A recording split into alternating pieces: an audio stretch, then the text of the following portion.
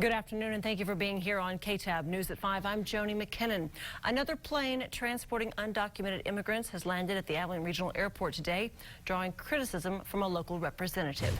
Starting with our top story at 5, Congressman Jodey Arrington represents part of the big country in the U.S. House of Representatives, but says he was not made aware of today's transfer or where the migrants are being taken, or even if they've been tested for COVID. A similar scenario to a previous situation, many questions with very few answers. Arrington says the ongoing miscommunication is frustrating.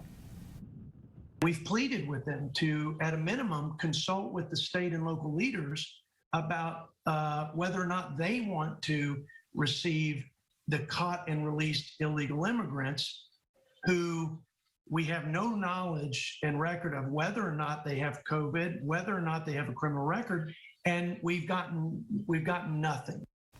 We spoke to Abilene Transportation Director Don Green, who says the airport was made aware of the flight pending arrival on Friday.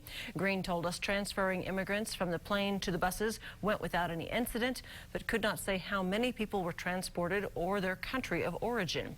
Last summer, in a KTAB exclusive, our investigation uncovered that Abilene Regional Airport was being used as a hub to transport undocumented immigrants across the country. This is video that our crews captured last summer of one of those planes filled with immigrants coming into Abilene. In November, Congressman Arrington introduced new legislation dealing with the crisis on the border and immigration called Protect Communities from a Porous Border Act of 2021.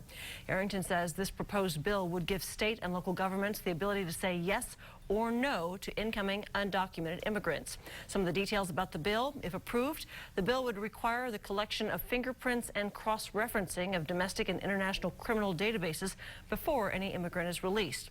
The Secretary of State would also have to notify a governor of a state before releasing undocumented immigrants into the state. The bill would also allow local leaders to consult with the governor on whether to accept or reject the immigrants, and the bill would give governors the authority to reject undocumented migrants from being released into their states.